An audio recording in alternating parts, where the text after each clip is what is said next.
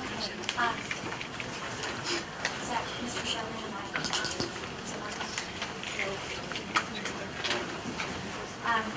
Welcome, everyone. I'm just going to make my usual reminder to please either turn your cell phones off or put them on silent. We have the public comment portion at the end of our meeting tonight. I have people signed up to speak on 3 topics. None of the topics are agenda items, so I will call on you at the end. We're having a difficult time hearing you. You can't hear me. We cannot. He's working on it now. He's in the back. Give it just a minute.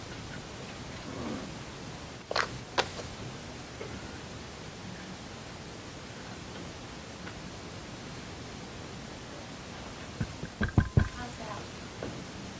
No?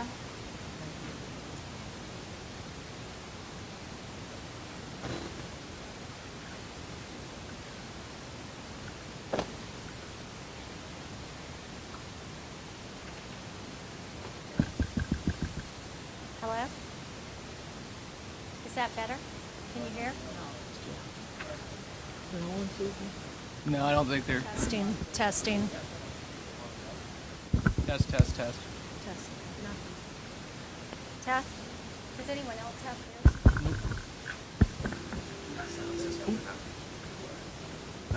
Oh. There, now it's, Testing. now it's working great. How's that? Okay. Welcome, everybody. This is just my usual reminder to please either keep your cell phone turned off or turned to silent. We have a public comment session at the end of tonight's meeting. And I will call on the following 3 groups at the end of the meeting. Amy Moynihan from Springfield Charter School, Gail Simpson from the Minority Recruitment Advisory Council, and then there are 4 people who intend to speak about CCPA: Katie Pavelko, Chris Colgren, Rich Bowen, and Paige Woods. So at the end of the meeting, you'll have 3 minutes, and Mr. Smith, can you start your time for me? Thank you. For reports, salutes, I'm going to start at this end tonight. Mr. McFarland.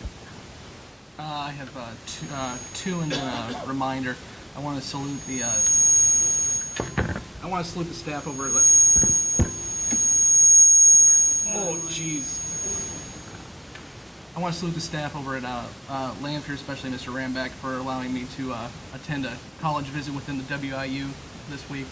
Every time I can get a chance to the metropolitan center that is Macomb, I enjoy it. So I appreciate that, and I also want to salute the parents and staff and students over at Pleasant Hill and Wanless. I know this is a difficult time right now, but we've had some really good meetings, really good discussions, and they're moving forward well. And then finally, I want to remind folks that again at Lanphier we're having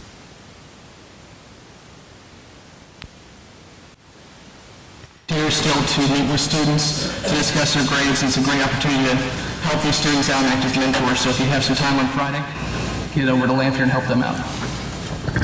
Mrs. Mueller. Nothing at this time, thanks. Is the microphone working? You want to try, Mr. Lugan? I have nothing tonight. Mrs. Johnson? On Friday, I went to Wanless to do the reading program for the Black History Month. There were a number of African American individuals who were there from the community, and it's a yearly event that is very good, and you go in and you read to the classes. And this time I had a class of 2nd graders, and they were very cheerful. And also the class grandma was there, Grandma Chris, and so we had a great time reading and asking questions, and I even had them try to guess my age. And boy, you should have heard some of the numbers that Mrs. Lightfoot said, well, maybe you don't want to do that. But we had a great time, and it's always a good experience, and they always just are so loving. Quickly, I have a friend who says we shouldn't spend this time, but I'm going to do it anyway. Over the weekend, I went to 3 basketball games, one in Jacksonville, one in Galesburg, and one in Peoria, 2 on the same day. And, I'm a basketball fan. I go to Lanphier games, and these were Lanphier games, and they were in Galesburg. I went to the community college there, and we have 2 of our graduates who attend and play basketball there, and they are great players. They're great team players. So we have done great things with sports in the Springfield School District, and we continue to do so. All of our teams from all of our high schools are doing fantastic things, and I want to congratulate both boys and girls. And I had a brief conversation this afternoon with Mr. Grossen, and he informed me that Springfield High School has its first ever state wrestling champ. I don't know the whole thing because I told him wrestling is not my favorite sport. And so then there's also, I believe, someone from Lanphier who got placed somewhere. I don't know the whole details, but I know Springfield has their first ever state champion. So congratulations to all of our sport participants. Mrs. Funderburg? I just have one. Mrs. White, you were also there. I went to the Franklin Talent Show Friday evening. It was as good as it's ever been, and it was a lot of fun and a lot of talented students, a lot of faculty effort involved. So congratulations to faculty, students, and staff. Mr. Stoudemire? I have none. I'll let you do the one we were done. Okay, is the microphone working again? Yes, okay, great. Yeah, I had a wonderful visit at the Early Learning Center with Mr. Stoudemire last week. The friends were happy and excited about their Valentine parties. We went the day before Valentine's, and they were so cute. Dressing in pink already, even though it wasn't Valentine's Day yet. I also want to salute Franklin.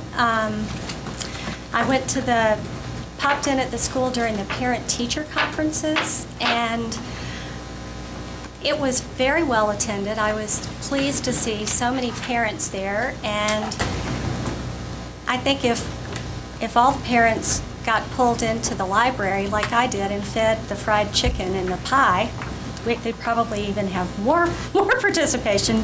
They really had a great little party in the library, and it was a lot of fun. I also want to announce the in-school and on-time press release and press conference by the Faith Coalition for the Common Good that will be at Grant Middle School this Wednesday at 10. They have brochures, and I think Dr. Milton is speaking. Is that right? Yes. Mm-hmm. And they encouraged me to announce that if anyone would like to attend. They were particularly complimentary of Lanphier High School's attendance plan. That's this brochure I was holding up. And I think they would like to see it replicated throughout our district because it's been so impressive. Now, Mr. Camel, if you have a salute, you can do that, or if you want to just move on into student business, you can do that.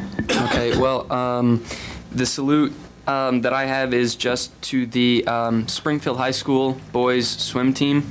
They broke a number of school records and are sending a number of students to state, so I guess good job to them. With regards to student business, I have been working on the PSAE incentives thing. I met with Mrs. White week and a half ago, and we thought that a survey of the current juniors would be a good idea to see really what would get them to work harder on particularly the second day of PSAE testing.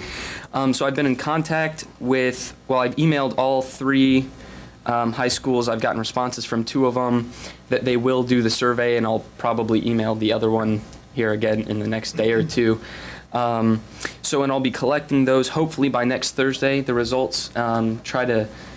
That way I can report on those to the board the following Monday.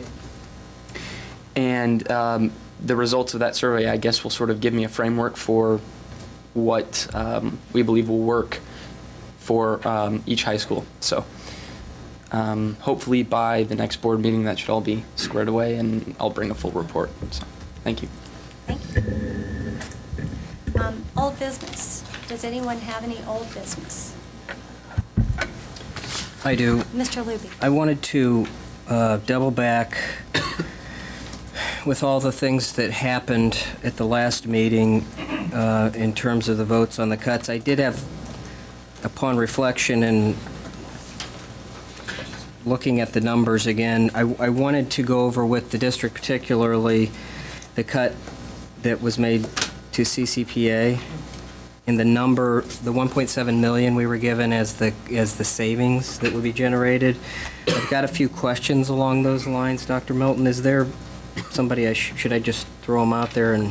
Yeah, we have, I asked the principal of CCPA to come tonight, as well as Mr. Joe Basco. Okay. To answer those specific questions. Well, I guess the first one for me, and I'll just follow this line and hopefully we can get through it fairly quickly. I just want to get some answers to help educate on exactly what this means. Is the district's interpretation the same as the committee's, that it will save the district $1.7 million? I didn't really go back and look at this until today, but from what we calculated, the salaries for the current CCPA staff, using the averages that we've used for others in calculating cuts, are about $1.5 million. That's just taking the whole staff and eliminating them. In addition to that, there's estimated a couple $100,000 in transportation savings. So that's the 1.7. I did not give the Citizens Committee the $1.7 million figure. They came up with that on their own. But it happens that we just come back to the same number.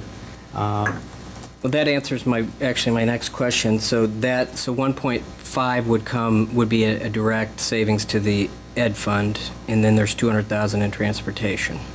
Right. From your read is. Right. So that means, how many positions is that That are funded out of the ed fund? It was 23 teaching positions, a principal, a secretary, 4 custodians, and security. Now, we do know that we'll have to add some positions back in. Mr. Lemingham thought that would be between 8 and 10. So if you're asking pure absolute savings, That's where I was going with it. that's where you were going. You could take $400,000 to $500,000 off of that figure, Off the 1.5? or the 1.7. Right. Well, the 1.5 is 1.5 is a salary savings, right? Right, the ed fund. Right. And O&M. Okay. So, in the ed fund is the one where we have the $11 million we spent. That's, I'm just Yes. trying to say this so Yes. we all are on the same page. The $11 million that we spent into reserves last year, that's an ed fund figure, correct? Right. So the savings to the ed fund, you're saying you're projecting after we add positions back in, because these kids are going to other middle schools, we'll have to add back in 8 to 10? Right. Which cuts about 400,000 off of that. So you're talking 1.1 million in Right. savings. Right. Okay. Now, so how many would we be cutting, riffing, I guess, when we do our riff vote next month? Is there a number of, because when we made those cuts, the superintendent lined out exactly how many positions we were cutting in each of these areas. So what's the number we're looking at? Is it 23 minus 8, so it'd be 15 positions that we're actually cutting from the district? 15 middle school It's hard to look at teachers? it that way, specific to one school, because it becomes district seniority, and it'll be across-the-board RIFs, reduction in force, but to that school, and Are we cutting 15 positions? Or 15, and what I'm saying is that savings number real? Are the 15 positions that were at that school minus what we're projecting are going to need to be covered for the kids, you know? I think that's right, pretty close, because we're only estimating what it would cost, what the impact will cost at other middle schools. As an example, we're showing 116 students could land at Washington Middle School. How many of them will actually land there, we don't know. What's the impact of 116? Anywhere from 4 to 6, How many depending are on. going to be going to, how many are going to other middle schools? You say 116? 116 would be going to Washington. And then 73 to Jefferson, 37 to Grant, and 40 to Franklin.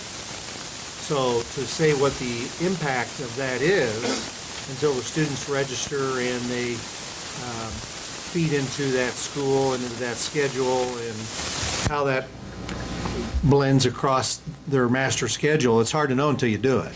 So everything's an approximation or an estimate. I generally use the number 25, and because that seems to work. So 116 would be 4 or 5 teachers. Somewhere between 8 and 10 is my guess what the impact would be across the district. But you don't know for sure that 116 is going to go to Washington. You don't know that, I mean, this is all, so what I've said to principals, we're going to give you your allocation based upon what we originally figured on projections, and then beyond that, when the staffing comes back to us and we have registrations from all the kids as well as the students that will transition into those middle schools, we'll take a look at what the additional needs will be. So then you know a real number. I may come back to that. Ms. Mueller? Not at all, not at all. But I don't know why you would talk about 260-plus kids enrolled right now in 6th and 7th grade at CCPA are 173 kids. So why would, Well, it's estimated that there'll be 266 students there.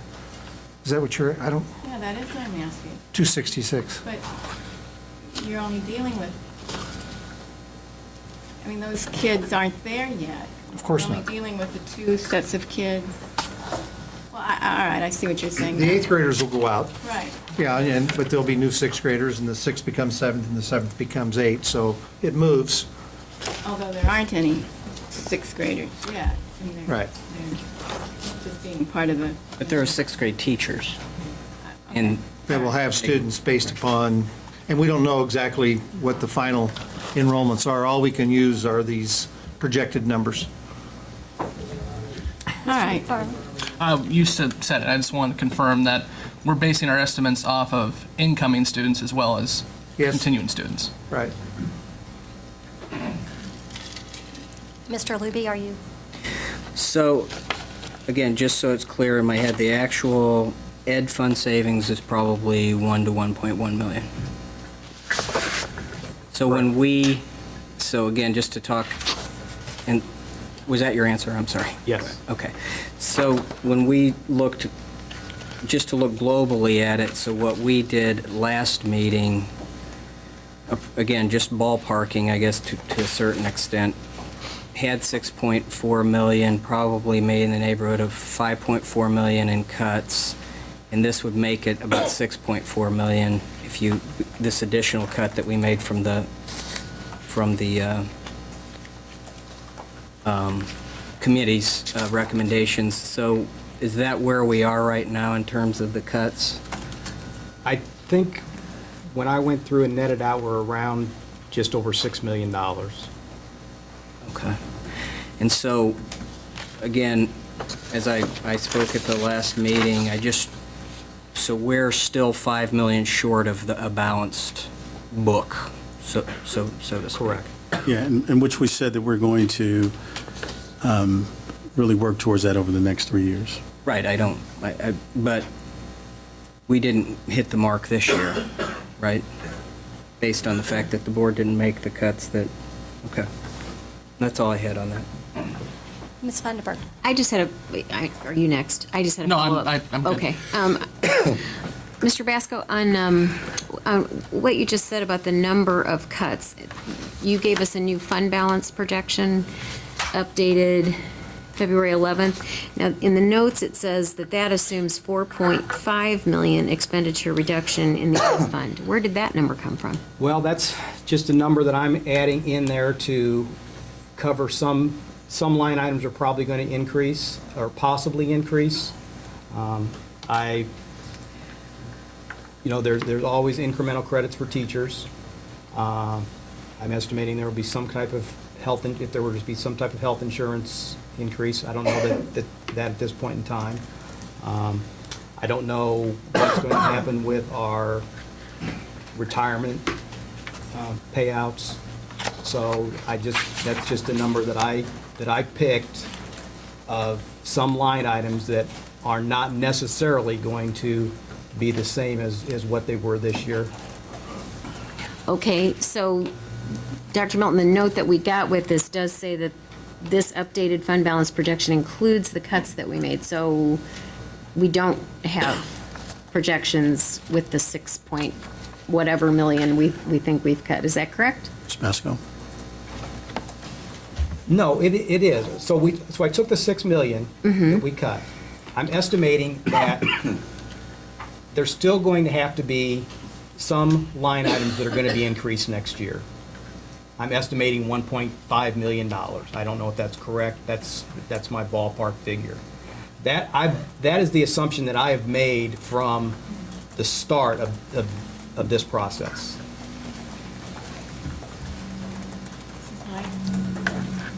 Yes, Does Mrs. that Mueller. mean the cut was not 11 million, it should have been 12.5 million?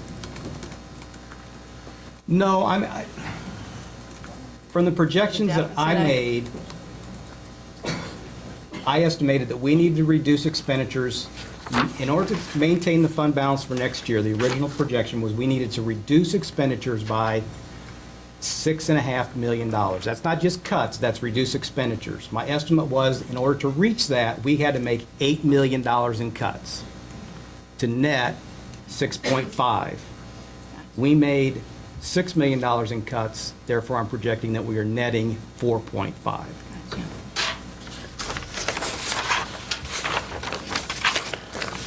Gotcha. Mr. Libby? Well, again, I don't want to come across as a sore loser but I do think that it looks to be like a third. I mean, we voted on something that was probably overestimated the savings to the ed fund by a third, and I don't know if anyone's mind has changed due to the smaller amount of savings and what I deem as the importance of the school. And I don't even know what, Robert's rules, Scott, Rob, what we can do here, but I'm going to give some thought into possibly asking and seeing if we could do a revote on that based on the different number that we went up. I'll need to get an interpretation on how we can do that, or if I can do that, but I do think, given this information and that the savings was not what it was portrayed, again, I'm not judging. They did arrive at a real number. I just think that it wasn't the real savings number to the ed fund. So Mr. Libby, are you making a motion that we revote, or? Well, I think it would have to be an agenda item for the next meeting. So do I have to get a vote to ask for it to be on the agenda for next? Board member can ask for something to be placed on. Okay. I intend to do that then. Mrs. Mueller? Since we're on the topic, I mean, I don't know what meeting I was at. Some people might think that too, but, I mean, I have notes here. We can't hear that here. I have notes that it wasn't going to be a 1.7 million cut. I knew what I was voting for. I mean, I have a 1.3 figure scribbled down that we were given the. But that was a discussion because that subtracted the 300-some thousand of the cut we already made. That didn't have anything to do with the transportation or the hires we'll have to do when they gravitate. That was, Scott McFarland asked that question about the fact that we had already cut 300-some thousand and that we were actually only cutting 1.4 million. Right. So, and, I mean, transportation goes into our fund balance, so, I mean, I understand your focus on the education fund, but, I mean, we need cuts in the transportation line, too, if we're going to maintain our fund balance. Mr. McFarland? I actually have a different topic, so are we? Okay. In terms of consolidation of the other two schools, Pleasant Hill and Wanless, can we just get an update on where we are on that, specifically what planning's gone on with that? Is there a plan to have a committee of staff, parents involvement, and what is the plan potentially for the two buildings we're not occupying anymore? It's a good question. We are definitely working collaboratively with the parents, faculty, and staff. Our goal is to really bring them in terms of developing the type of school that we all envision. As it relates to the immediacy of this, we just went out as early as today, as late as today rather, and we had a conversation with Wanless, and we talked about the process, if you will, also with the principal, and how we're going to go about working a plan to make sure that we have the level of administrative support in both of the buildings. So that process is definitely underway. It's going to be very aggressive, and what I mean by that is that we're going to really take input from all the parties that are involved in those two schools. In terms of your question, and Kathy and Sue, you guys can elaborate once I answer the second part of his question. In terms of the buildings, we have to keep the heat alive, the building alive by keeping the pipes warm and those things. As you know, a few months ago, we had a lot of discussion around our professional development locations, and our goal is to use Wanless to the best of our ability to have some ongoing PD that will take place so that we don't have to broker out elsewhere across the city and pay resources to do that. So there will be activity in that building. In terms of Pleasant Hill, and Dave, you can chime in here, that building is really, we believe that it's not good. Not good. And there is some outside conversation that someone may be interested in purchasing it. So our goal is to allow some time to escape us and revisit that conversation to see if there's any truth to that. Just two comments there.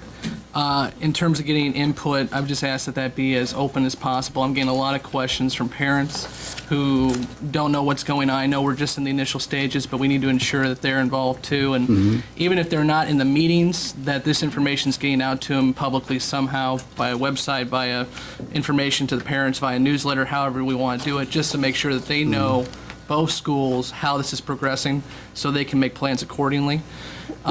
Well, actually, Mr. McFarland, it's a great point you raised. When we initially met with the parents at those schools, they came, we met with them at the Feichens building, about, 2 months ago, 3 months ago? And we definitely agreed that they would be intimately involved in that process. And it's our goal to stick to that. Not only communicating technologically, but making sure that they are physically involved. We even supply transportation to really get them to the location, and our plan is to continue to do things of that nature. And I would encourage you to come to some of those meetings Well, too. and that was going to be my next question, is if you can get that information out to us in terms of dates, because I haven't seen anything in terms of planned meetings. Absolutely. I don't mean to micromanage, but it'd be good to have me there and anyone else there from the board so we know what's going on as well. Absolutely, and I think that you can really offer a voice of advocacy as we move through that process. Mr. McFarland? I have an agenda item, actually. I know we have some folks here who want to speak on budgetary issues. I noticed the budget was taken off the agenda. Since we're going to be discussing the budget throughout the next several months, can we just have that on the agenda ongoing? Yes, but I don't have anybody who's... I'm assuming the CCPA conversation's a budget conversation. Just a hunch. Well, but it's a specific, right. Well, and that's what we were doing in the past, where we had the budget, and that was kind of a potpourri. I have absolutely no Thank you. problem with that. Any other old business? Mrs. Vanderburg? Dr. Melton, could you give us an update on where we are with the audit and the submission of the annual financial report, please? Absolutely. Mr. Basco? We did get the annual financial report in, 2 hours to spare. And then the audit presentation will be at the next board meeting. We'll have our copy then. It'll be in your board packet next time. I don't know if it'll get hit there ahead of time before that, but it will definitely be, with your board packets next time. Okay, I have, so Dr. Milton, I know that you included information with this for the board, but do you mind talking about where we are with the ROE audit report, the number of certification issues and that kind of thing? Oh, yeah, very, very good question. We had a successful ROE visit. There are some things that we have to take care of. They're minuscule at best in some areas. I have asked them to come to do a presentation in front of the board at a future board meeting, that they would give a very specific update. They're still working on some of their findings. Nothing to be alarmed about. These things are all rectifiable. And Bob, you want to add on to that? No, other than when we get this report, we have 45 days to mitigate any of those issues. It was only shared with me in just a real informal comment from Shannon Fairholes, who is Mr. Vosa's assistant, that we looked pretty good, that there are some issues, but most of them are minor, and that when they have to go back to the office, compile this stuff, formalize it into a report, and so we're looking forward to getting that. And then I think we can be specific with you. And as soon as we get the report, our goal is to share that to the board right away, with the board right away, as well as setting a date, and we can talk about in our agenda-setting conversation for the next board meeting to get that in the hands of the board and also place that on the agenda. Do you have a time frame? I would say hopefully by the second board meeting in March, hopefully. Yeah. Great. And I have one other tag follow-up with Mr. Luby. Mr. Luby, I am completely amenable to putting CCPA back on for a revote at the next meeting. But since it was a 4-3 vote, I also hate to put the parents and the students through turmoil for the next 2 weeks if no one is going to change their vote. You can't hear me? Okay. I will. Is this better? No. It's better.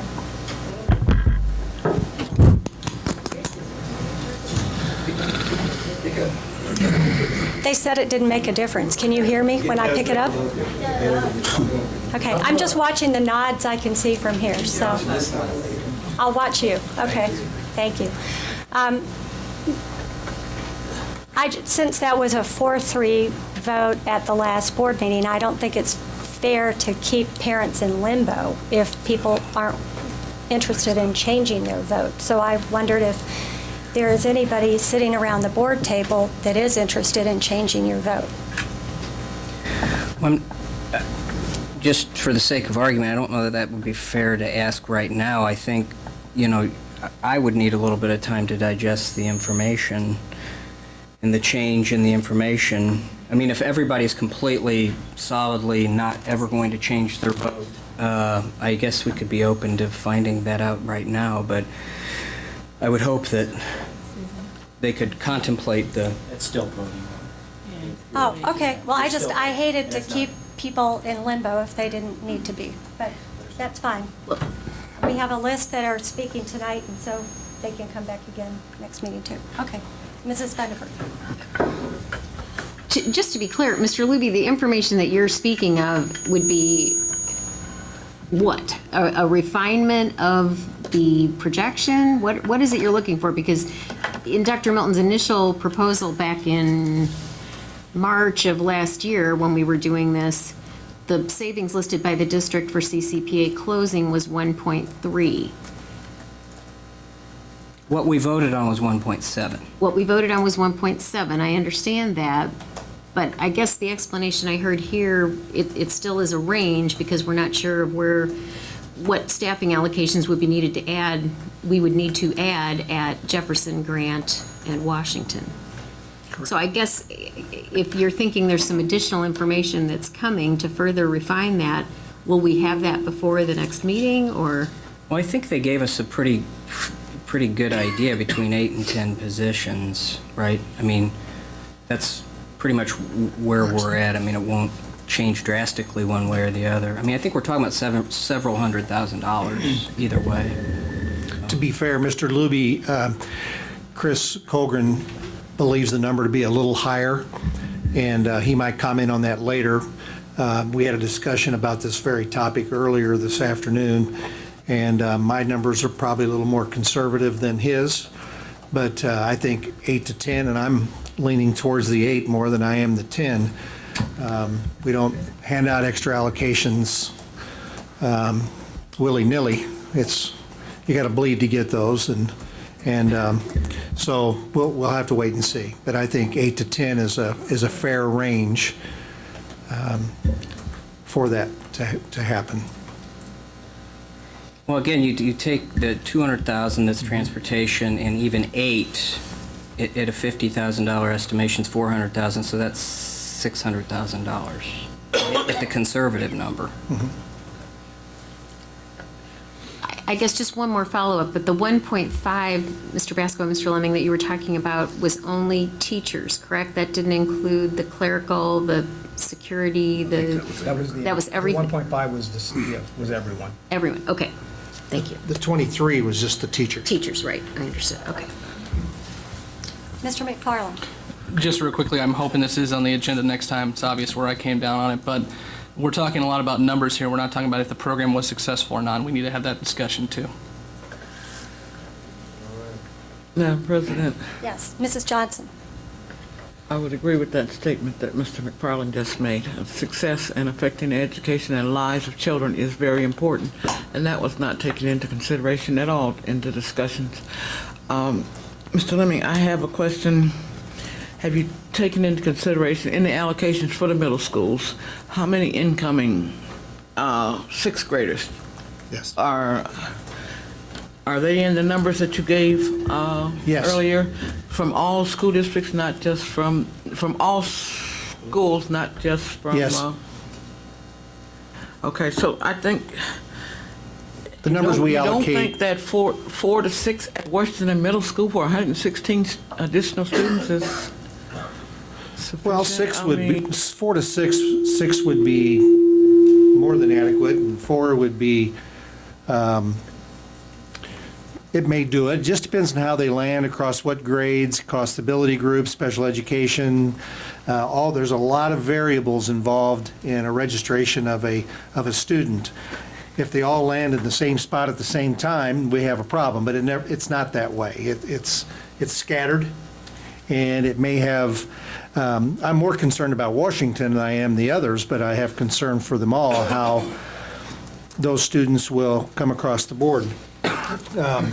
As an example, at Washington, the numbers that I have would show 46 sixth graders, 31 seventh graders, and 39 eighth graders.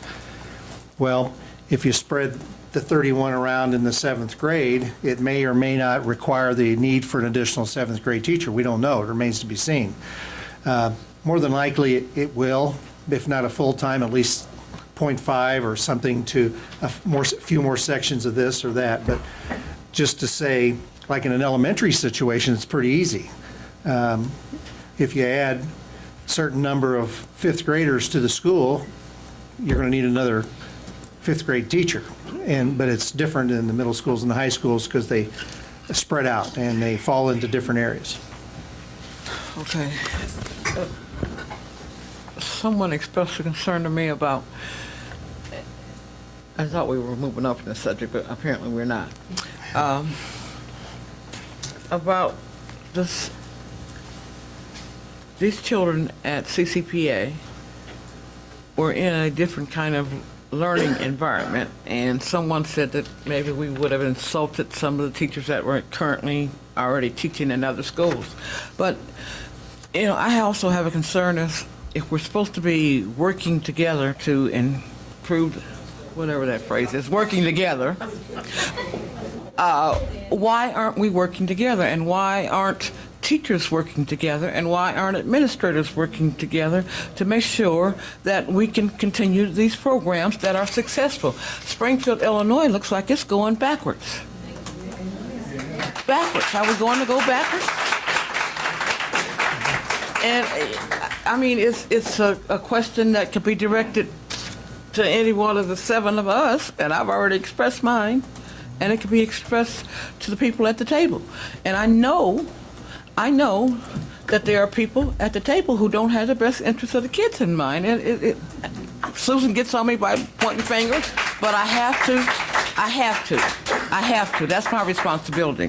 And seeing as how Washington Middle School is located in my subdistrict, it affects a number of students who may be low income and may not. But those kids may need some services that that are not currently at Washington Middle School. Have we taken into consideration what it needs to be done in order to implement the services that are currently being provided through CCPA to these other schools? I would be for putting it in all schools, but we don't know what the numbers are. And these children have been made a promise, and then they just got their needs just capped by the school board. And I would hope that we would reconsider, and successful programs need to be in place. We don't need to go backwards. We know Springfield wants to be backwards because and the people on this board want to take us backwards because they want to control certain things in the district, but we have to be first and foremost. And I can just sit here and look at all the heads that are down, okay? But educating children should be our foremost responsibility. Is there any other old business?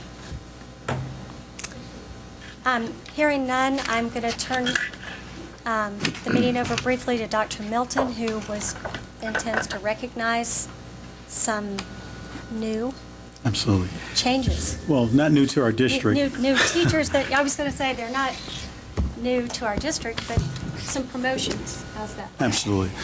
Well, as you know, we're trying to right-size our district. We're trying to look at the existing talent and put them in open or vacant positions, and it's an art at this juncture, but it's also a lot of work. We have deliberated extensively. We've talked to people. We've held interviews, and we've come up with some recommendations to the board this evening.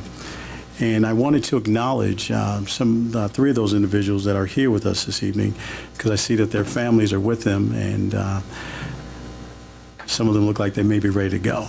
So without further ado, I would like to acknowledge a new principal who will take on the leadership role over at Jefferson Middle School. Her name is Karen Crump. Ms. Crump has proven herself as a quality educational leader. She has a strong middle school background. She's highly competent for that role. She has led the charge for increased student achievement over at Wanlis Elementary School. And I had an opportunity to talk with her staff today, Ms. Jane Chard, Mr. Bob Lemming, and myself, and they are definitely awaiting you. And I do want to have the community join me in acknowledging and congratulating Ms. Crump for that role.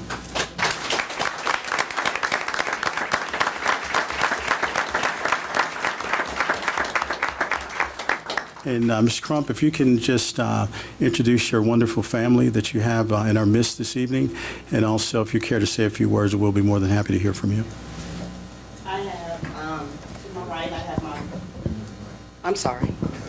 To my right, I have my mother, Ms. Cecilia Upshaw, and my father, Mr. William Upshaw. I don't know why I'm so nervous. I'm so used to. And I have my brother, Derek Stapleton, and I have my other brother, Ali Upshaw. I have my mother-in-law, Gloria Crump, and I have my sister-in-law, Elaine Trimble.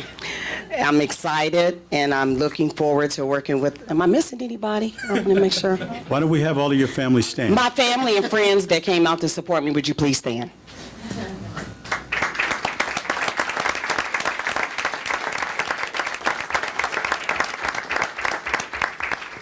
I'm looking forward to working with Jefferson, the staff, and the parents, and of course, the students first and foremost. And I thank you for giving me this advantage to continue the next chapter, what I call in my educational career. Thank you. Thank you.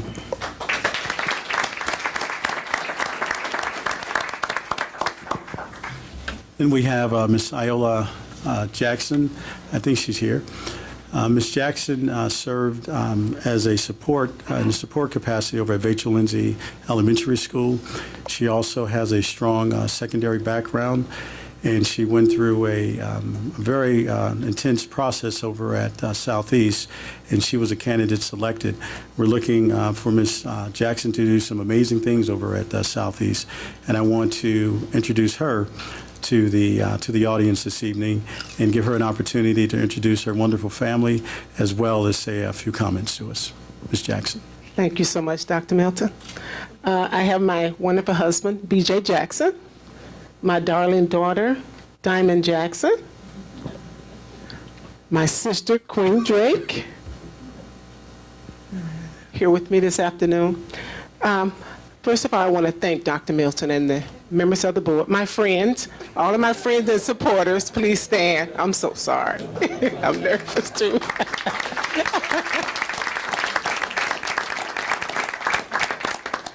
I want to thank Dr. Milton and the board members for allowing me the opportunity to continue the wonderful work that I've always done in the district at Southeast High School as the assistant principal. I'm really looking forward to that. And to Jason and my Southeast family, the staff, as we work together to achieve outstanding results, I look forward to the challenge of moving students forward. So I am so honored to be part of the Southeast family. Thank you. Thank you.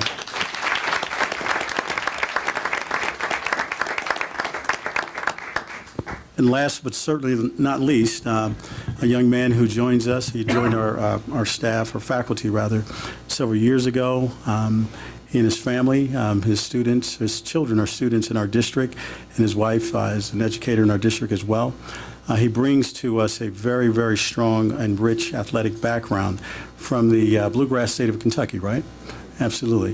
And as you can see, he's not a small guy physically. But at any rate, I do want to acknowledge Mr. Fred DeVoe.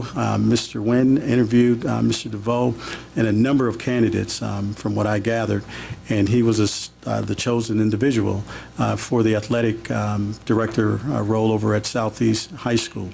And Mr. DeVoe, I know you have your lovely wife with you, and I don't know if you have your family, your children with you as well. But they're at practice right now, okay. But this is my wife, and it's much a privilege to be here and be in front of you, and thank you for this opportunity to serve the district, but more or less serve the kids and do what I need to do to make sure they have a way in life.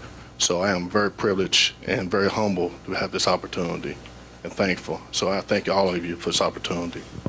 Thank you.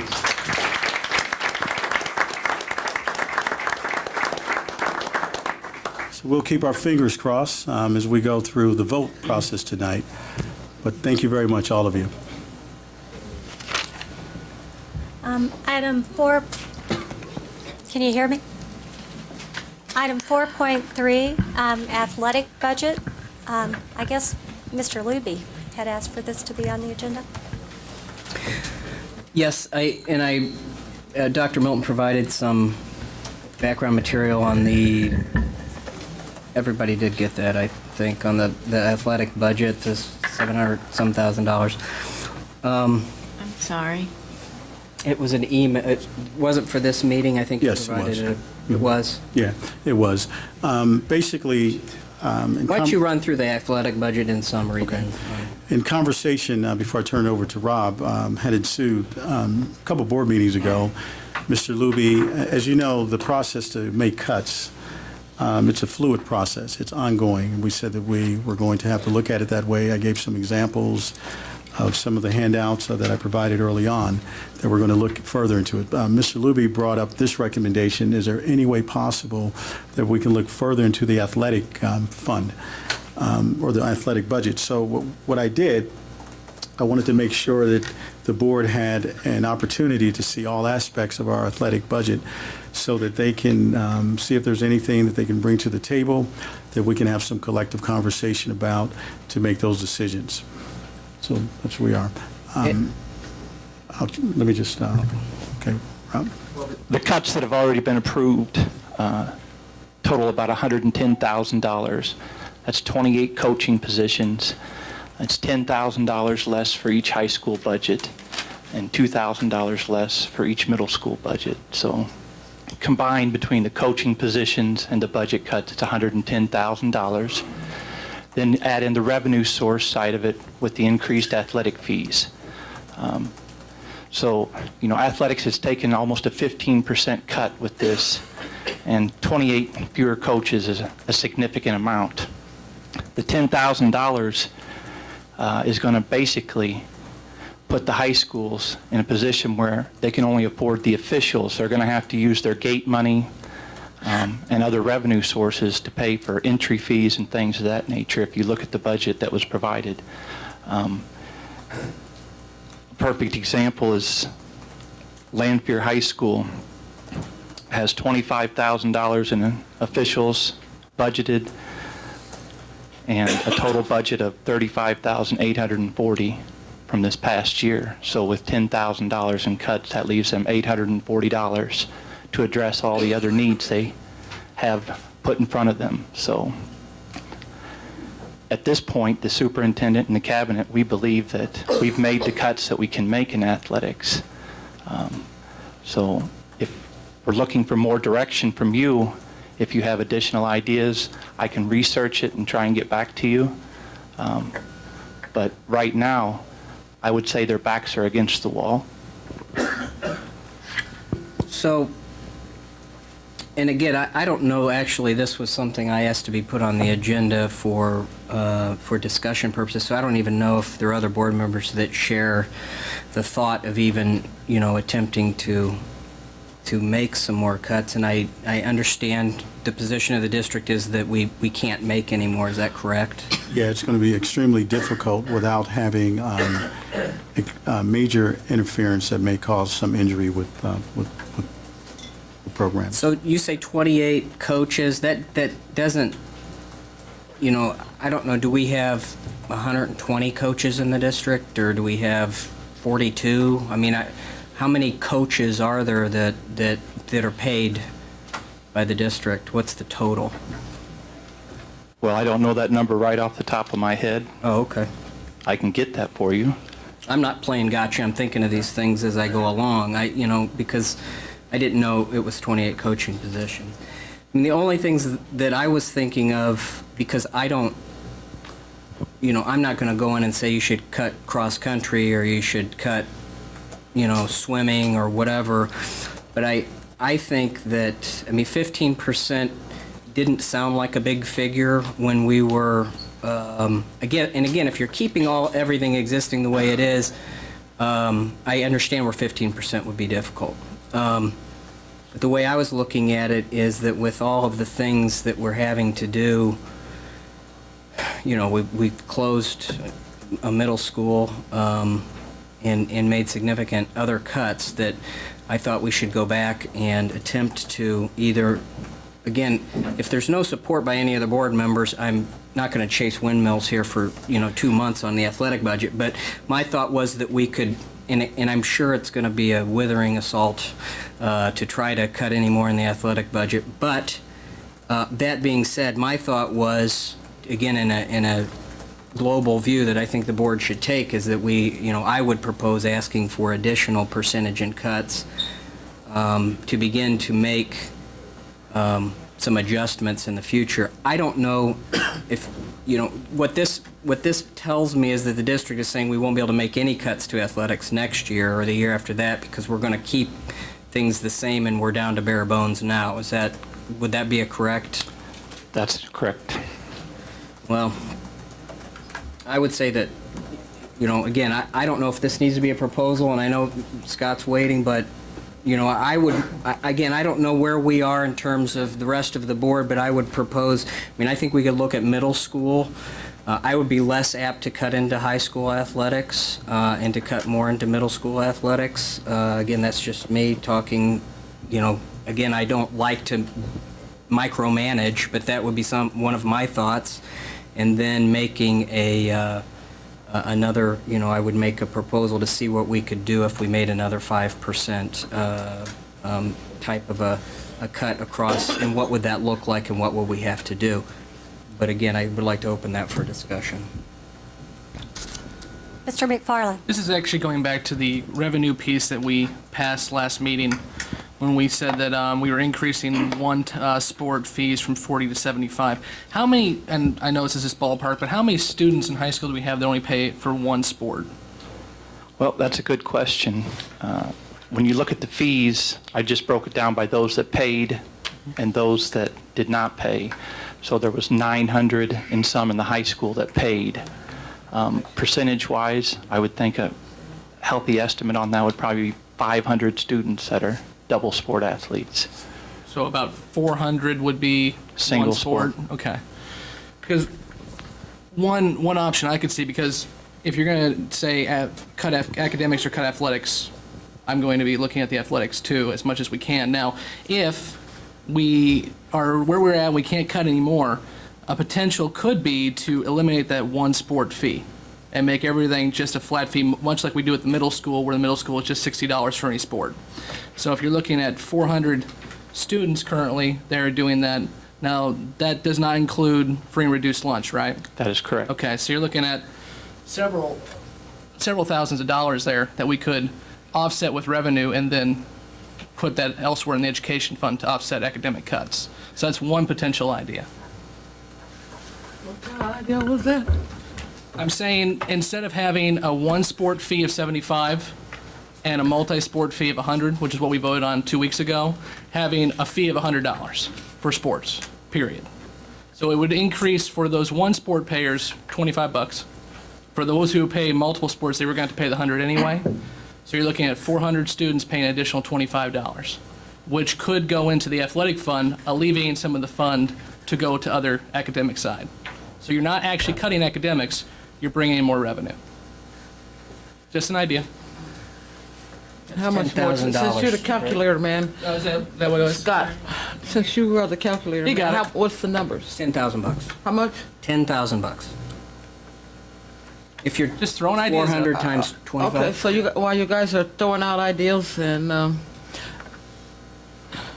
might as well just go ahead and say it. Probably you're not athletic. You don't look that way to me.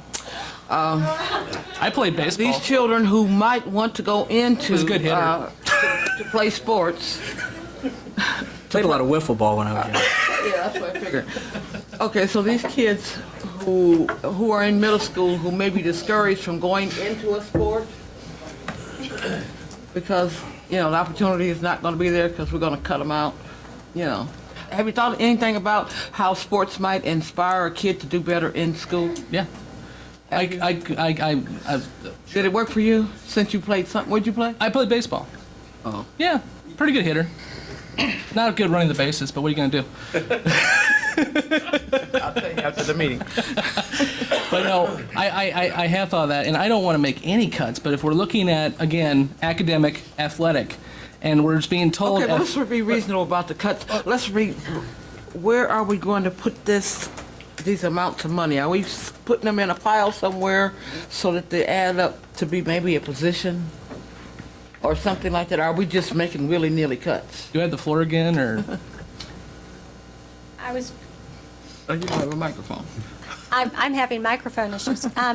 Yes, you may have the floor. Good. I would say with that, we need to look into it. I'm not saying we make this thing right now. We were talking about ideas, and I'm with Mr. Luby. If no one else on the board wants to do this and look into it, well, then the conversation's moot anyway. But if we're looking at potential ideas to make some differences in the education fund, this is a way to do it without cutting into athletics anymore, because they're telling us that we can't without making drastic changes in athletics. So it's one idea, it's only 10 grand, but it's one idea. I'm throwing an idea out there. If it goes over like a lead balloon, great, but I'm just throwing it out there. Mr. Luby.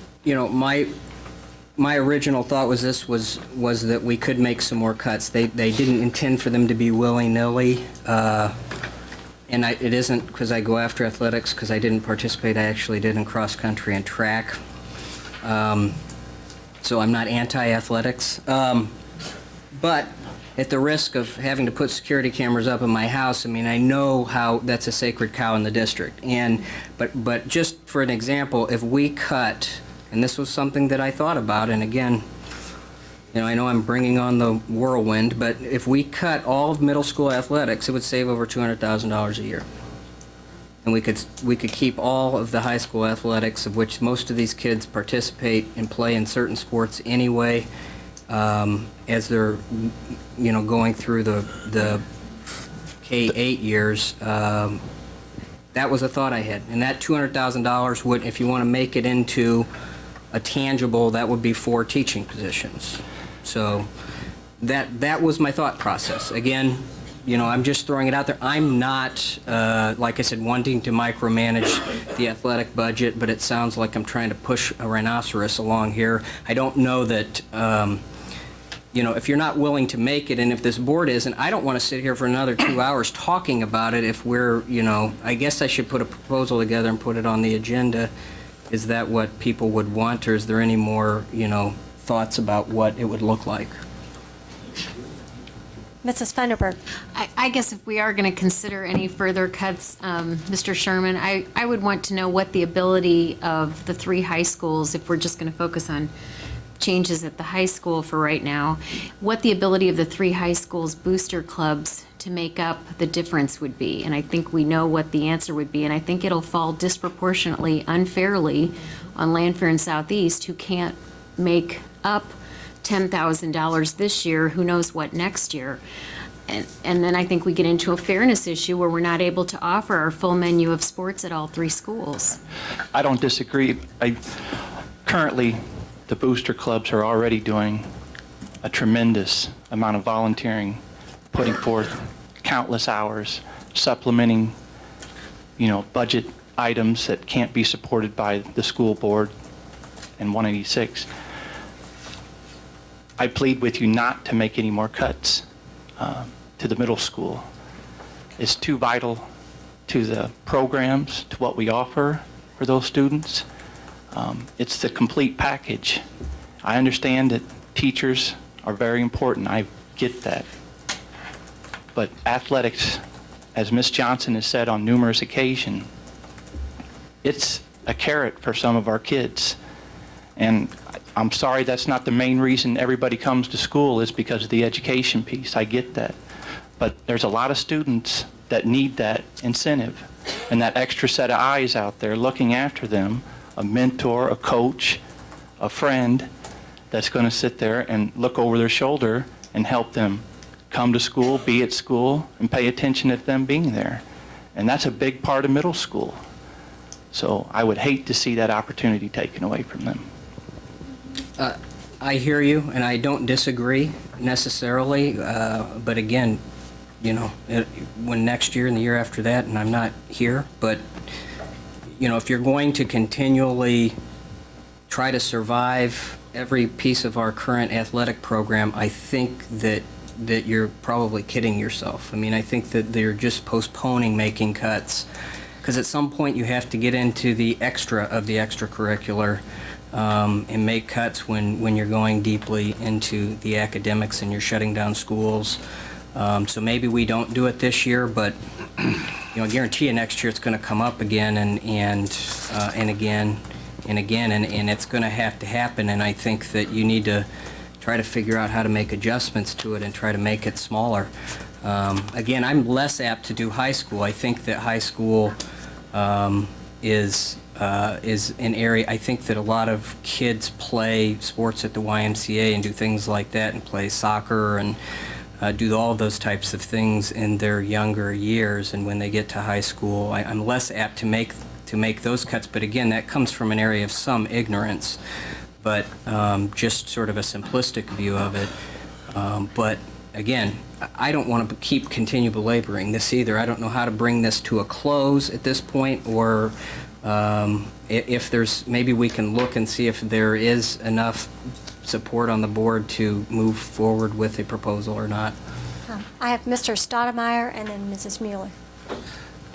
Mr. Luby, I won't support any cuts to the athletics at all, especially at any level, but at the middle school level. I understand where you're coming from, because that's the kids that are still learning, and there are other programs they can get into through the Y or whatever. But I think that we're getting into that building, which, by the way, I think we have to also look at the revenues that the building makes from gates, as we talk about at the high school level. Middle schools do the same thing. I think that we'd be putting a financial hardship on the school building itself from their gate fees and things that come in, because I know that I've been Don't to many those go games. back to wouldn't they go back into their athletic? Well, yeah, but if you don't have athletics at the middle school level, there wouldn't be gate fees.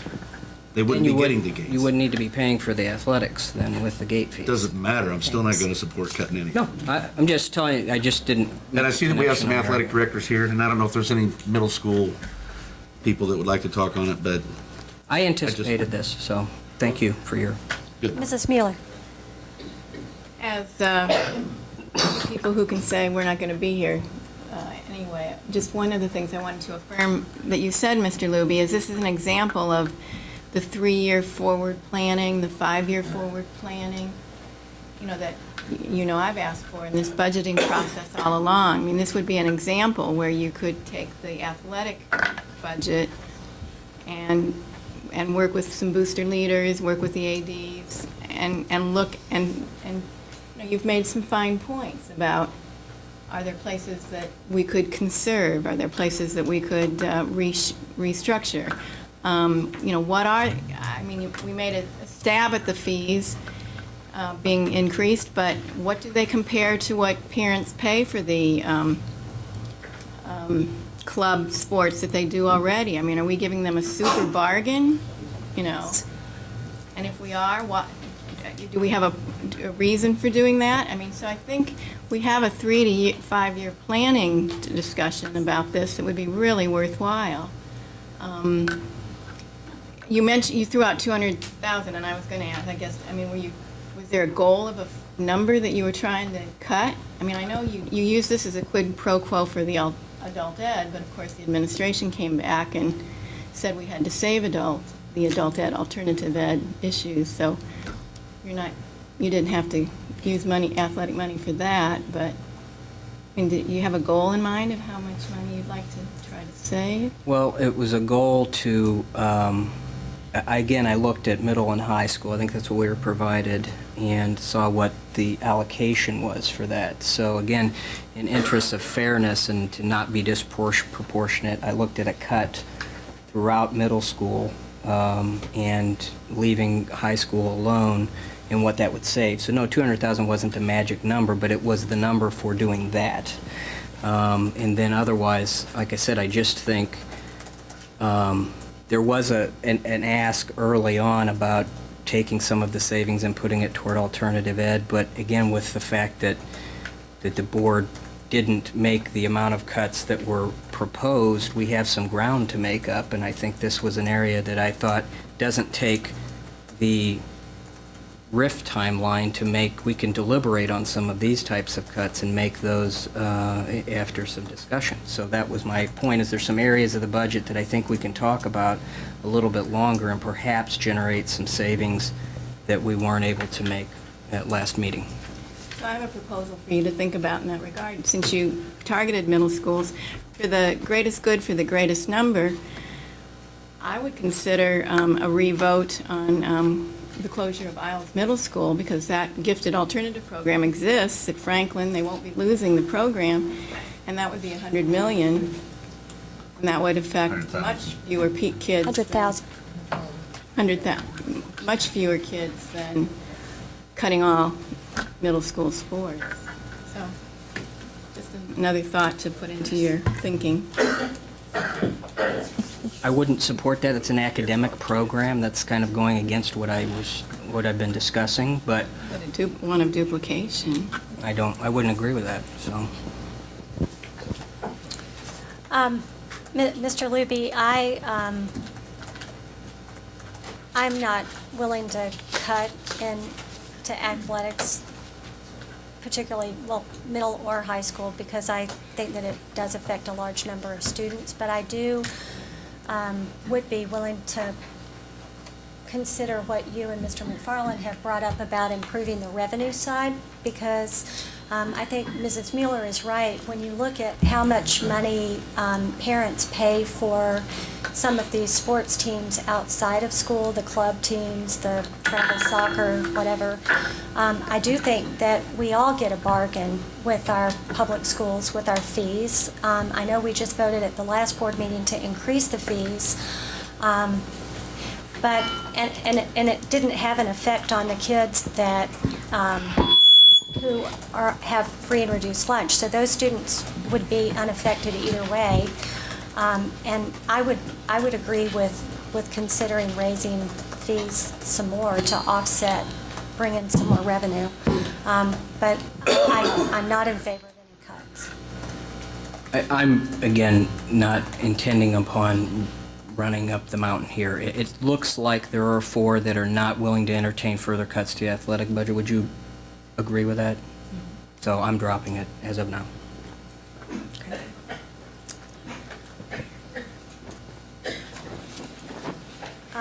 Next, new business. Does anyone have any new business? Hearing none. Discussion item, Board Policy 270.19. Mr. McFarland, it's the public participation policy. Sure.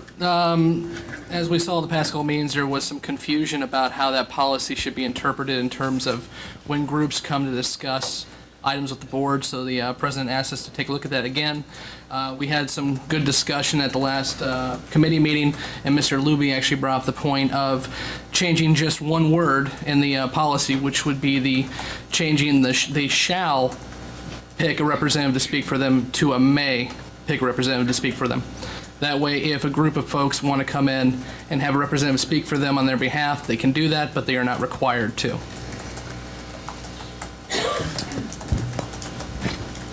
Mr. McFarland, I told you that I had some additional changes, and I apologize because I haven't gotten them to you. But I agree with that change, and there's one other part that I would like to tweak a little bit or consider tweaking. That is a sentence under the limit on participation section, and it says that citizens may address the board on either agenda or non-agenda items related to district matters during the public comment portion of the board agenda. And later in the policy, it gives the chair the ability to decide, to choose when people can comment. I'd really like that to be more clear. That way speakers know what to expect when they sign up to address the board and whether or not they'll have to wait until the end of the meeting. Just like tonight, if we had a budget section on our agenda, then the folks that are here to speak about CCPA wouldn't have had to wait until the end. So I would like to add that citizens may address the board on agenda items at the time that the agenda item is discussed during the meeting, and on non-agenda items related to district matters at the end. And I apologize, I'm having major trouble with my microphone.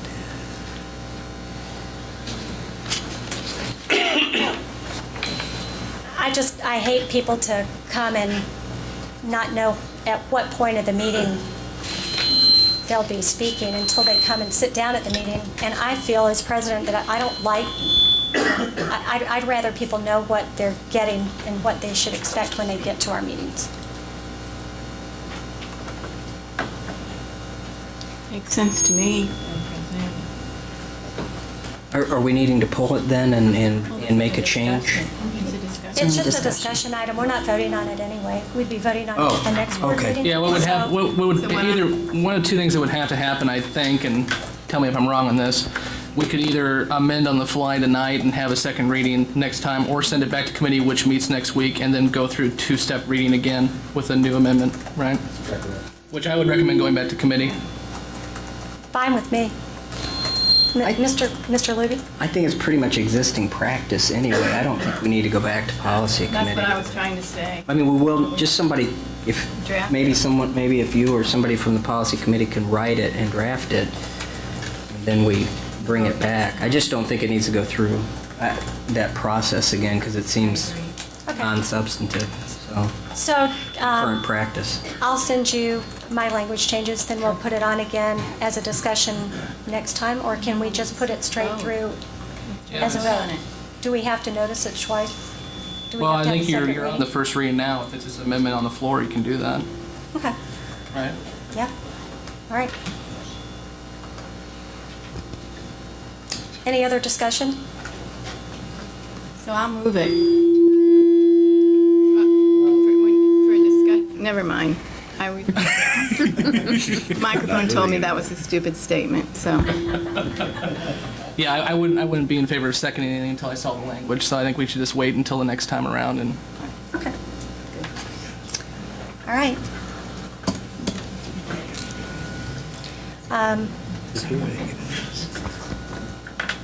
Our next item is business reports. Dr. Milton. Yes, at this time, I'll turn it over to Mr. Joe Basco. President White, members of the board, the district ended the month of December with the cash balance, that should say January, with a cash balance of $18,489,000 in the bank for all funds. Interest rates for the month with the Illinois funds averaged 0.047%. Interest for the month was $1,064, and interest earnings year-to-date are $23,797. The schedule of investments is attached. Also, the line of credit schedule is attached. We're currently not accessing that line of credit, but we'll probably need to in the next 3 to 4 weeks. Why? Why? Because of cash flow issues. Okay, so we're gonna have a cash flow across the board or just in certain funds? It will probably be mainly in the ed fund. I'm not exactly sure which funds we'll need it for at this point. I can check. Did you ever get that system up and running so that you could just do this? No.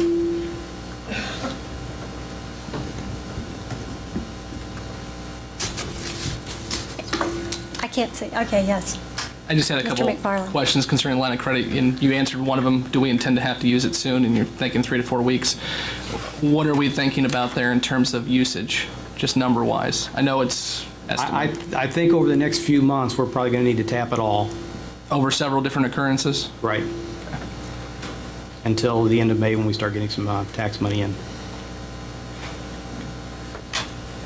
Mrs. Mueller? I mean, this is it's kind of a scary report, is it not? It's not getting any better.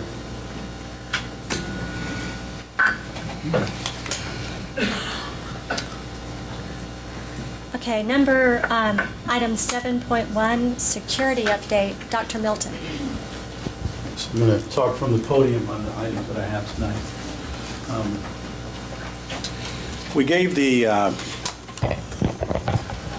the report on security last board meeting. We talked about the components of our security plan, and I just want to know if there were any questions. I know that we came prepared to answer some of those questions, but I do want to caution the board not to give too much specificity in terms of what we have aligned so that we don't breach any kind of security practices that we have. However, if there are a pool of parents that we can identify who would like to really come and sit with us in a meeting, we'll be more than willing to have that conversation. But I think it probably would not be to our best interest put out a lot of specific information on our website or to broach that conversation publicly. So. Dr. Milton, there is a group of parents that I've heard from at Owen Marsh School who, because of the unique configuration of that building, have some security concerns. So if you could meet with that group of parents. Absolutely. Absolutely. We would be more than happy. My assistant, Nikki, is here. She can plan a meeting for us to attend the next parent-teacher conference, or parent-teacher PTO meeting, or what have you, or just call a special meeting where those parents can come in and have some dialogue with us. All right. Dr. McFarland? When I brought this up several months ago now, my main concern was just on the overall district side of things. Do we have a uniform set of rules in terms of each school must follow X rules, or is it based school by school on how they determine their security usage? Both. And is that the best approach that you feel? Absolutely, because we believe that various aspects of the community really requires different approaches. And if you wanted to talk more specifically about that, I would Yeah, I'm being definitely- intentionally vague, but yeah. Okay. Yeah, so why don't we do that? I will do some coffee or something. Okay. Mrs. Thunderberg? Dr. Milton, I sent you some specific concerns from parents at Owen Marsh who contacted me, and I know you're aware of those. Some of them seem to have been addressed in the information you've provided to us. Would that be something you could communicate back to the parents at Marsh about? Absolutely, yeah. We will attend a meeting there at Marsh to meet with those parents collectively, because I think that's where a lot of the concerns have come from, that population of parents. So we'd be more than happy to do that. And also, some of them may have other questions that we can entertain as well.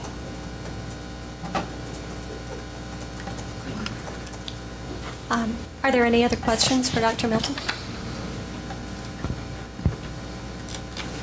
Dr. Milton, did you have anything else to add? Yeah, I do. I want to talk quickly tonight about the Gallup poll and also the 5 essential surveys that we're going to put forth, and then I want to share a comment of my own with the public. As you know, we have begun to embark upon this journey of really looking at ways in which we can assess our students to ensure that they are getting a good, valuable, quality education from Springfield Public Schools. So we entered into an agreement, just to tell you a little history about it, with the Business Educational Partnership this fall. And we wanted to really do an in-depth look at hope, engagement, and the well-being of students in Springfield Public Schools. So we looked at grades 5th through 12th. We took a litany of surveys to really see where we were. We had a lot of buy-in from all aspects of our districts, parents, faculty and staff, administrators alike. And I think we took about 7 days. Am I correct? Was it about 7 days? How long was it? Pretty much for each level. Okay. Okay. And what we found is that the high schools, high schoolers scored notably higher than other high schools across the nation. And one thing that really resonated with all of us, that many of them felt very confident that they would have successful lives. There was some concern in terms of high school students feeling safe at school. I mean, I think that many students are looking at what's going on across the nation in terms of some of the heinous crimes that are taking place, and it's really increasing the concern that they really have. So our goal is to present this at the Citizens Club February 22nd, 2013. What time? I don't have that in my notes. It's a breakfast meeting, 8 a.m. Okay, 8 a.m. And I would encourage you to be in attendance. And we're going to present the findings to the community at large, along with representation from the Business Education Partnership. So I just want to give that overview of this tonight. And I do want to congratulate our faculty and staff for embarking upon this journey. I think we should give all of them a big round of applause. We'll clap a little to keep the audience a little active. So I know we're getting well into time in terms of the board meeting. And the other item that I want to talk about are the 5 essentials. And this is something that has emanated from Senate Bill 7, and we talked about Senate Bill 7 over a year ago, almost 2 years ago. And the state board is implementing this survey where we're looking at assessing students in grades 6 through 12, looking at parents. They were already giving this survey at some of our PTO meetings across the districts, and also conferences, rather. And certified staff has already taken the survey. And what are the 5 essentials? Let me tell you what they are. Research has found that schools that are strong in these 5 areas, effective leaders, collaborative teachers, involved families, supportive environment, and ambitious instruction, schools who score 3 out of the 5 are 10 times more likely to improve student outcomes. And so we believe that, or hopefully that some of the findings that we find as a result of this survey would definitely put us in those schools that are 10 times likely to improve student outcomes. I think that that's what our community is definitely poised for. Are there any questions on these 2 topics thus far? Mrs. Mueller. How do the parents take the survey? I mean, is it an ongoing? Yes. They have opportunities at parent-teacher conferences. We had computers set out at various places, and then we also are providing an opportunity through our website for parents to be able to do that. And that part of it is optional this year, but we decided to go ahead and go for it. So we should have really good feedback about this. Yeah, we're pretty confident. Thank you, Dr. Rowan. You're welcome. Okay, the final thing that I want to share with you tonight, I just felt compelled to put a statement together. I think that I would be remiss in my responsibilities had I not taken an opportunity to do that. And I do want to acknowledge President White, members of the board, and also our community.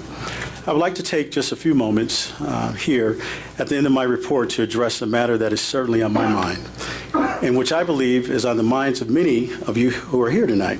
My future as superintendent of Springfield Public Schools and the future course of Springfield schools in general. I want to stress at the outset that while the matter at hand may be about my future at District 186, it goes to the heart of a far more important matter, the future of our students here in Springfield. It has become clear during the past several months that efforts I have made to improve student performance, programs undertaken in collaboration with parents, educators, and community leaders are sometimes or appear not to be supported by the board. I want to be very clear that I do not in any way, shape, form, or fashion question the integrity of any board members, nor the desire of the board to act in a way it believes is best for our students.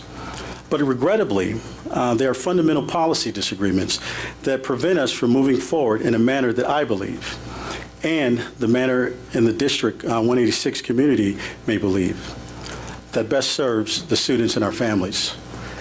A recent illustration of this policy disagreement over improving student performance was the board's decision to shut Capitol College Preparatory Academy. The academy clearly helped close the gap between performance of students from low-income families and those families who have greater means. And that is why so many of the academy's parents have asked the board to rescind their decision. It was in this context of policy differences that I sought several months ago to clarify my employment status. My ability to pursue an agenda I felt in the best interest of our students around the time the school year has started last fall. I asked the board for an extension of my current employment contract ending in 2014, and my request was denied at that time. For that reason, I determined that I needed to explore my career options. I want to stress that this was not an easy decision. In 6 years, I have lived and worked in Springfield, and my family have come to love the community. We have made many dear friends, friends for a lifetime, no matter the outcome of the events in the coming weeks ahead.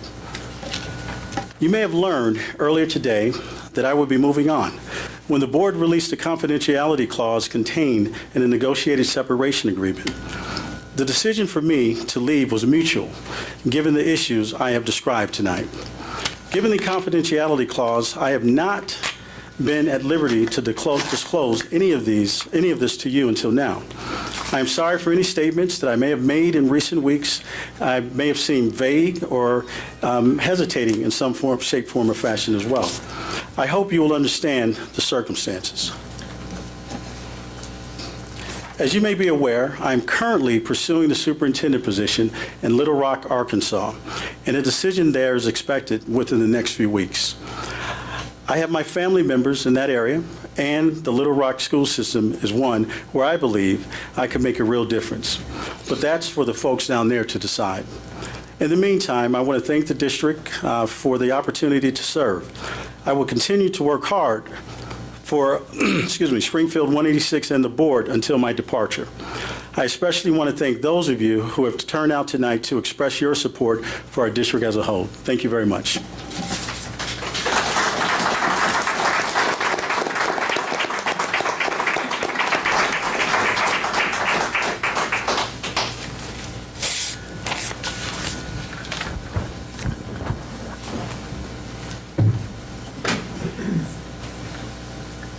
Thank you.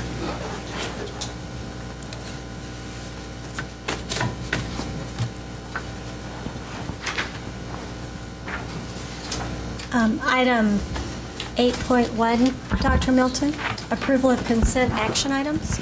Yes, at this time, we're seeking to get approval for action items 8.1 through 8.4. So moved. Second. May I have did you move, Mr. Stoudemire? And Mr. Luby seconded. Is there any discussion? Hearing none, Mrs. Hammers, would you please call for a vote? Certainly. Please vote.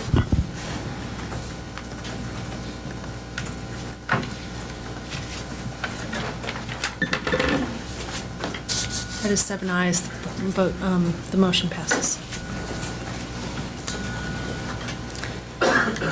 Next, item 9.1, approval of personnel Right. recommendations. I'm sorry, Dr. Milton? Mr. Lemmy? Thank you, Dr. Milton. President White and members of the board, the superintendent recommends the approval of the personnel agenda items that were shared with you in the electronic school board packet, and also with one change. Always have to have one. On page 1, letter A, under classified number 5, please delete that item. And also the addendum that came along with the personnel that included the administrative changes that were introduced to you earlier tonight, along with a retirement and some other miscellaneous things that help us clean up at this point in time. We try not to bring these addendum to you, but timing is really important right now, so thank you for that. So moved. Second. May I have a motion, please? So moved. Second. Thank you. And second, thank you. Any discussion? Hearing, yes, Mrs. Mueller. Sorry.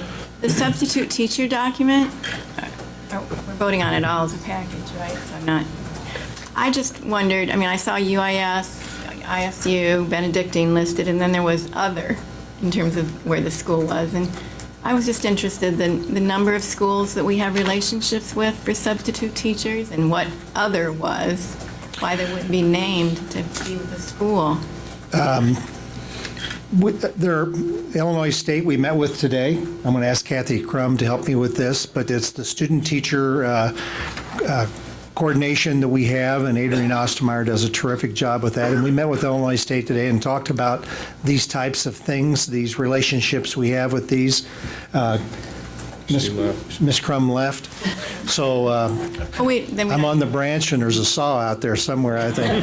But maybe it could be in the superintendent's report, just a little description of the teacher program. You know, U of I. it really is, it's an extensive program. You know, and even up in Chicago, if we have any relationships there with the teachers that are working in, specifically in, you know, wanting to work in diverse school districts and things like that. I just was curious about what our whole program is for bringing students to our district. So.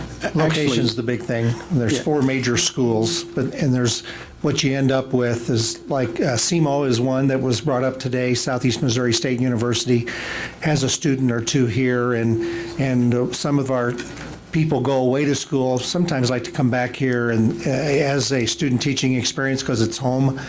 And so there's a lot of miscellaneous, I guess, but 4 or 5 schools are Illinois State, and Benedictine here local, UIS. I think we have some from Illinois College and McMurray. I'm up to 5 now, but that's the crux of our student teachers. I mean, Dr. Milton knows one of my biases, and that is that I just think, you know, we could recruit beyond. I mean, I understand location, but if they really wanted to have a cool school district to, you know, to be that is not Chicago-based, but certainly has some of the opportunities for the diversity and the needs that we have here with our low-income population. I would think we could recruit like the top of the class teachers, and we could start it by having them welcomed as student teachers. Couldn't agree with you more. Actually, if I can chime in, the schools that you listed, we definitely have been in conversation and really planting the seed for some of our current students to pursue a career in education is viable. I mean, that's a storyline for us. Last week, I was joined by several other superintendents who met at the University of Illinois in Champaign, and we talked about this topic. This was the heart of the discussion. How do we look at the viability of producing future educators? And what they want to do is join in a partnership. We met with the School of Education there and looking at students coming to Springfield, Springfield, Decatur, Champaign, Urbana, and a couple districts from further north that met with the School of Education at the University of Illinois Champaign to have this very, very specific conversation that we're talking about tonight. So I do want to just say that that is definitely an ongoing conversation. I did commit that our district would definitely pursue various partnerships throughout the state to ensure that that happens. Mr. McFarland. I just wanted to throw out anecdotally first, I completely agree with you and the superintendent. We should be doing as much as we can to recruit. I'm going to date myself here, but 6 years ago, I was going to Western and I wanted to student teach in the Quad Cities. And it almost didn't, even though the Quad Cities is my home at that point, it almost didn't happen because there wasn't enough programs available for me to get into. I was almost going to have to stay in Macomb. So any possibility we can give to those students who live here but go to school somewhere else is a great opportunity. Absolutely. Good point.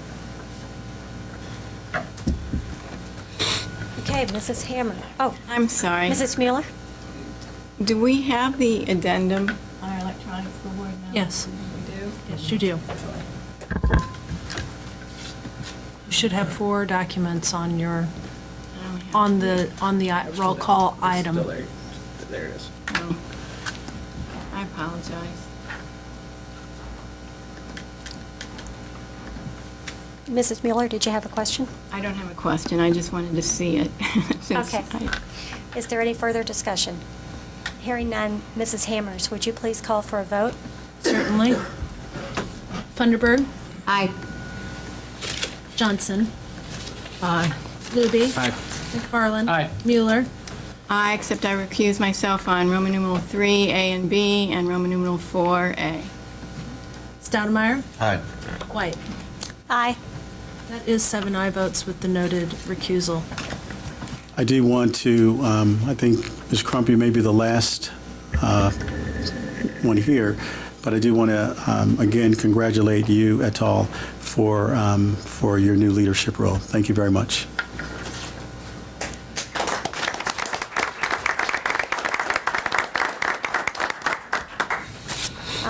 Next, item 9.2, approval of a resolution to reduce the working days for non-certified staff. Dr. Milton? Yeah, and I know that this has been a very sensitive topic for the last few days. I know that we all received a number of emails. So again, we're in that spirit of looking at ways in which we can provide some reduction. So, Mr. Lemming? President White, members of the board, the superintendent recommends the approval of the resolution to reduce working days for non-certified staff. That was outlined, I believe, in the packet. Was it? Am I right? Correct on that? Okay. May I have a motion? Would anyone be willing to move?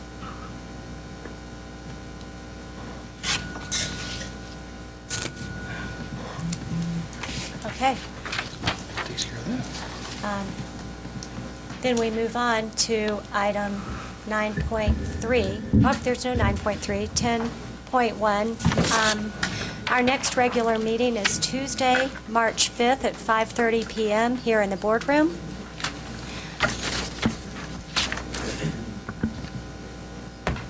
Our next Finance Committee meeting is scheduled for Monday, March 11th, 2013 at 5 o'clock in the boardroom.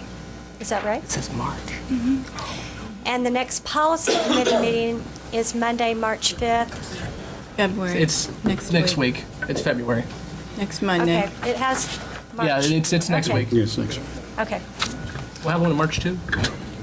Okay, so next Monday is, what's the date, Mr. McFarland, for the record? It's the 25th. It's the right date, February 25th, 4:45 here. Okay, February 25th at 4:45 in the boardroom. Okay, we are entering the public comment period of our board meeting, so I will start with Amy Monahan for Springfield Ball Charter School, and Gail Simpson will be next.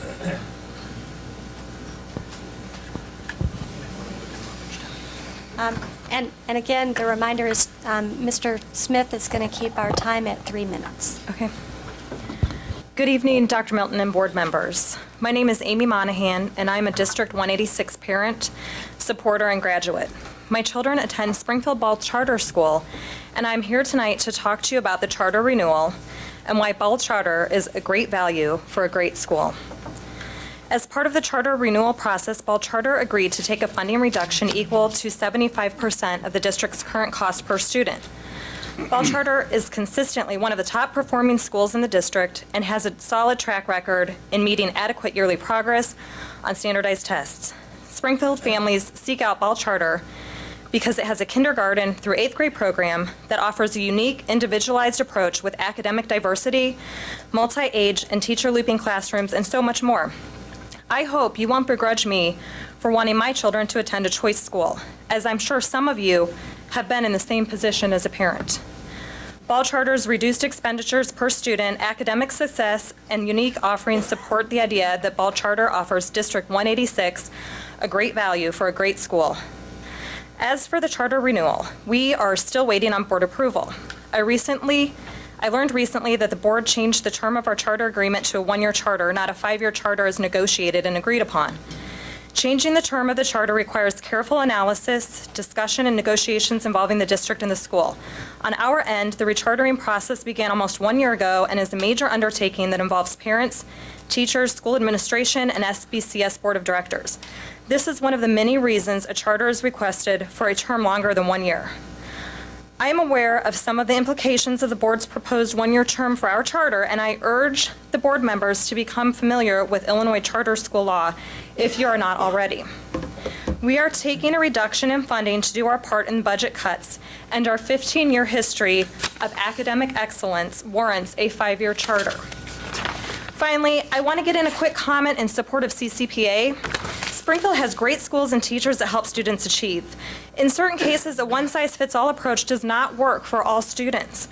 I urge you to reconsider your decision to close CCPA and carefully analyze the estimated savings. While these budget cuts have touched all parts of Springfield, the recent school closures are disproportionately on the east side of Springfield. I live on the east side of Springfield, and my children attend school on the east side of Springfield. So I have to wonder, what's next for the east side? In closing, I hope the board recognizes and appreciates the value in Springfield Ball Charter School and supports a full 5-year charter. Thank you for your time.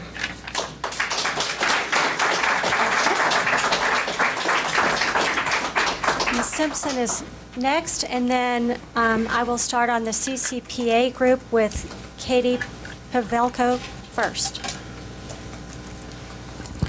Good evening. My name is Gail Simpson. One of these days I'm going to come before this body and say some really glowing things about the things that you're doing in the district. Unfortunately, today is not that day.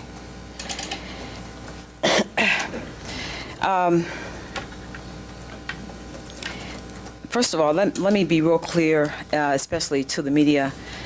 My advocacy, well, let me go back. I am black. I am unashamedly black.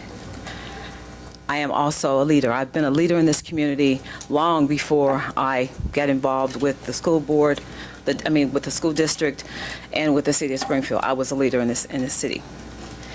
My advocacy for this district, for the youth in this district, should not be based on the color of my skin. It should, though, be based on my desire and those who stand with me to see that those youth in this district receive the very best that they can receive, and the decisions that are made in their best interest. This is a really, really sad day in the history of this district.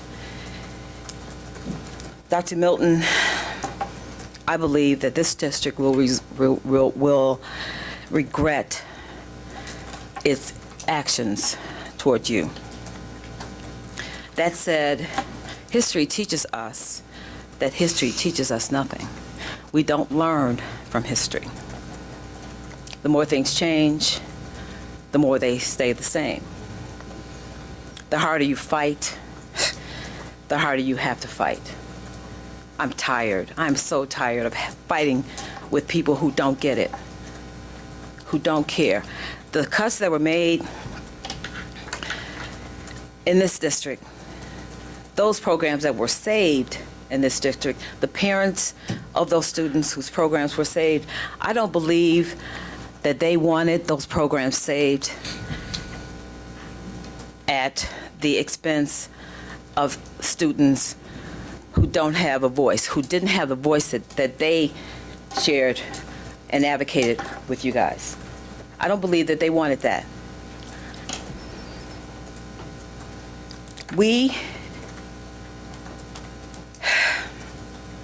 What we witnessed from this board is yet another indelible stain on the history of Springfield, on the sad, sad history of Springfield.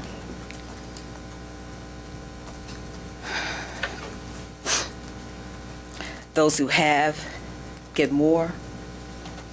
Those who have not get left behind. Time. The decision that has been made by this school board shows a reckless disregard for the students in this district and total opposition of why you were elected. That being for the welfare of all students. You have to care about all students. You can't just say, we're going to care about those wealthy students and kick those poor students to the curb. You cannot do that. This board continues to make those kind of decisions that divide this community. We're not going to stand for it. We're not going to stand for it. Your time's up. Let me finish by saying this. I have to be fair to everybody. I believe, and I will stand firm, that this community will send a message in April to those of you who would show a disregard for students in this district. In the meantime, there will continue to be advocacy on behalf of those students whose voices you're not listening to and cannot be heard.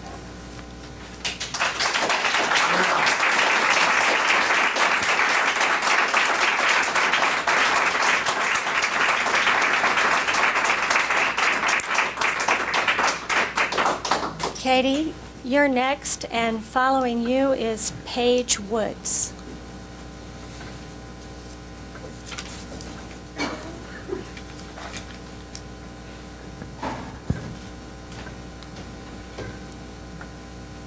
I hope you'll indulge me. This is my source of strength, and I'm not used to doing things like this, so I really need her right now. I wanted to bring to your attention some information that was shared with the parents of CCPA. It was put together by an IELTS parent. What the parent had done is gone to the district's website and gotten the expense table. She took these numbers and broke them out. There are several, I believe all of the board members received this before the last meeting. If you look at the data that was put together, it shows that CCPA is doing an outstanding job of using the resources that was allocated to it. Compared to all the other middle schools, it had the least salary benefit cost per student. Another chart shows that the middle school with the least cost per students are at CCPA. When you looked at gross pay, benefits, field trips, activity buses, and school allocation per student. CCPA also had the best value when it came to gross pay, benefits, field trips, activity buses, school allocation minus Title I allocation and other grants per student. CCPA is using their resources wisely. They are at the top of using those resources per student. They're also at the top. They're meeting and exceeding their ISAT scores. These kids are getting it done. The faculty and staff at CCPA are using their resources wisely. The statement was made that we could not justify spending so much money on so few students, and that by this data is not the case. They are using less resources to educate more students to be able to achieve and exceed the ISAT scores. CCPA is not low-hanging fruit. It is grade A, number one, ripe fruit. It's working and doing it in a fiscally sound way. And the other thing I wanted to bring up is the decision to close CCPA is not just affecting CCPA parents and CCPA. I want to hearken to the past and mention the Feichens families. They moved aside. It was very painful for them to be cut, to make room for this. And now CCPA, so we're throwing the baby out with the bathwater. The Feichens parents also made sacrifices for this. So I'd like to just respectfully request that the board relook at the numbers, see what can be done, and possibly look at some cuts that don't affect academics. I mean, this is a school district. The main function is to educate. We are educating at CCPA. So again, I just respectfully request that you look at this matter again. Thank you.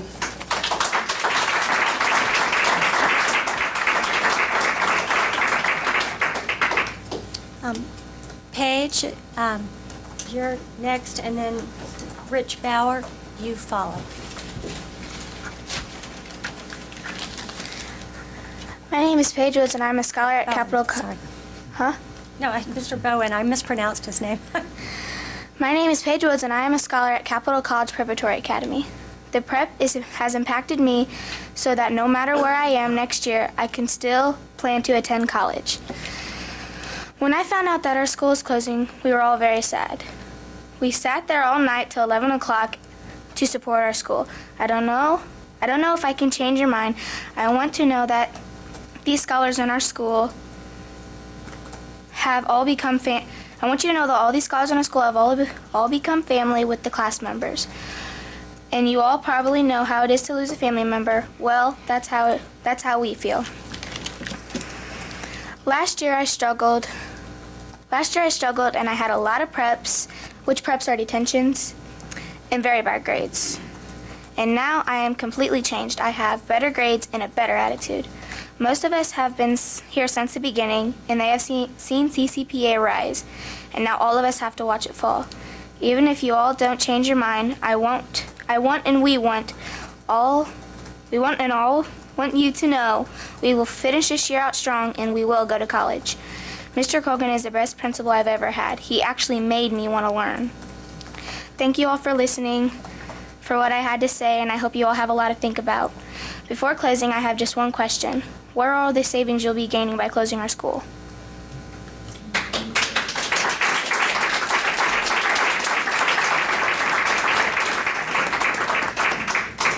Mr. Bowen, you're next, and Chris Colgren is our last speaker.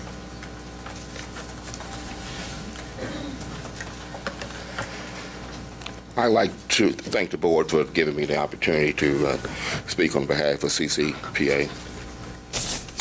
I'd like to give the board a recommended book to read.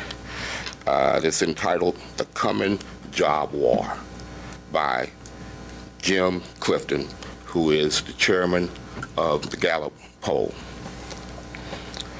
And I think if you look at that book, you'll find out that 30% of the kids who go to school and end up losing hope, they will not graduate on time or will not graduate at all. And We are sending kids out that are going to have to compete on a global basis. And if these kids can't compete in reading, math, science, and be able to think in an analytical way, no employer is going to want to come here and recruit people for jobs. So they'll go someplace else and look for their labor force.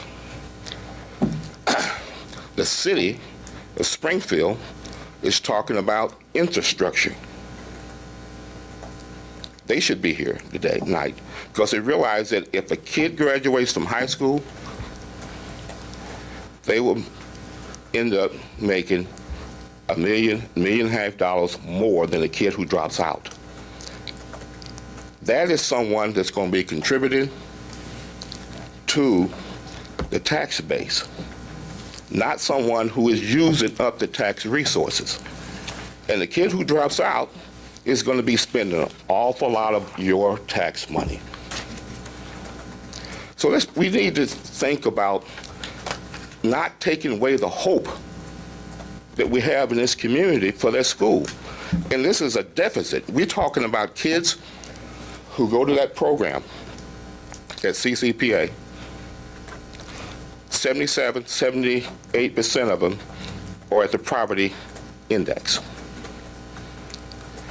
Now, if you can take that group and get the kind of success that the administration and the teachers and the staff are getting there at CCPA,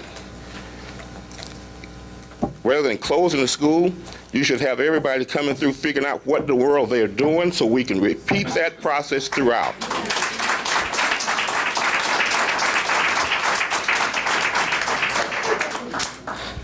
We're talking about human capital, resources that could be positive to this community, not a negative draw on the community. Time. Thank you for your time, and thank you, Dr. Middleton, for having the idea to put this school forward.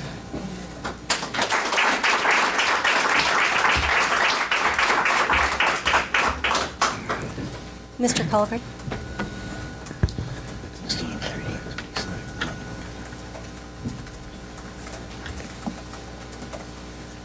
Well, given this evening's announcement, I would be remiss if I did not thank Dr. Milton for everything he has done for the Springfield School District. And I know on behalf of the scholars who are here with us this evening, I'm sure that they would like to thank him as well for many of the initiatives, including the Capital College Preparatory Academy.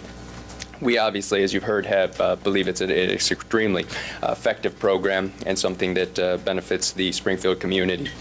The reason I signed up this evening, however, was to speak specifically regarding the numbers. I was hoping to provide a little additional clarity regarding what has been discussed, and I am encouraged by the fact that there will be some upcoming conversation regarding this particular decision.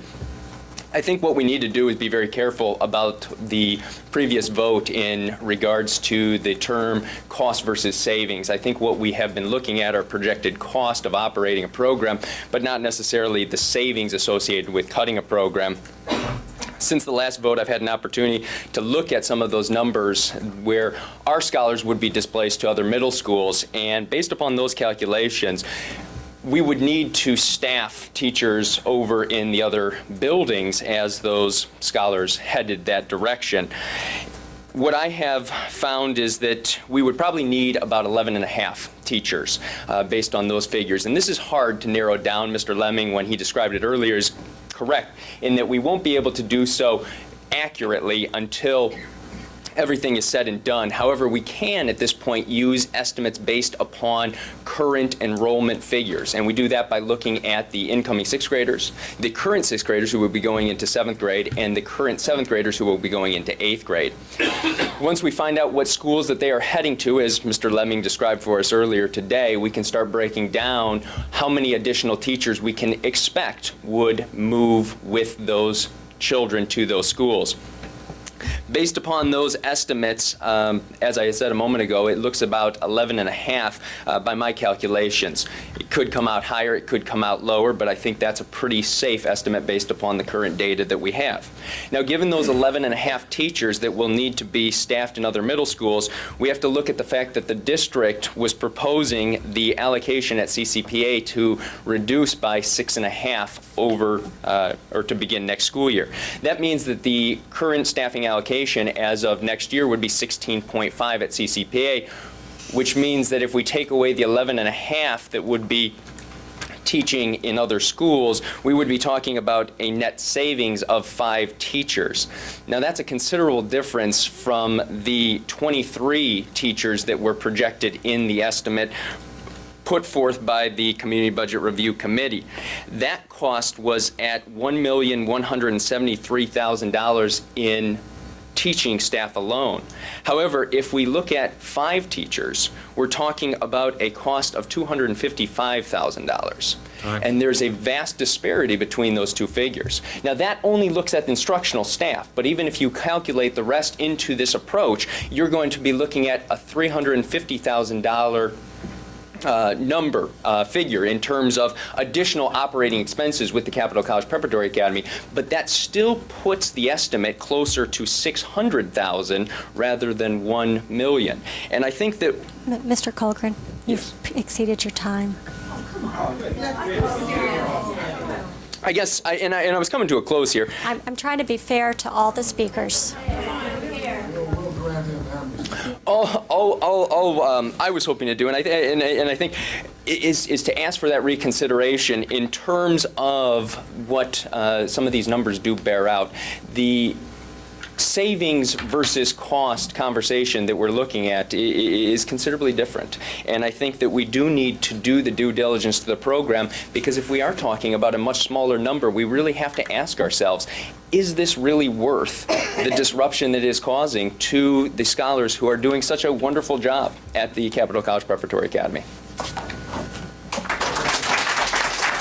Mr. Colburn? I'm just going to add, I'd just like to see the information that you put together, if you could forward that. I will. Thank you. We're adjourned. We got to go back into exec. Exactly. Yes, we have to have it, sorry, we're not adjourned. Mr. McFarland, were you going to make a motion?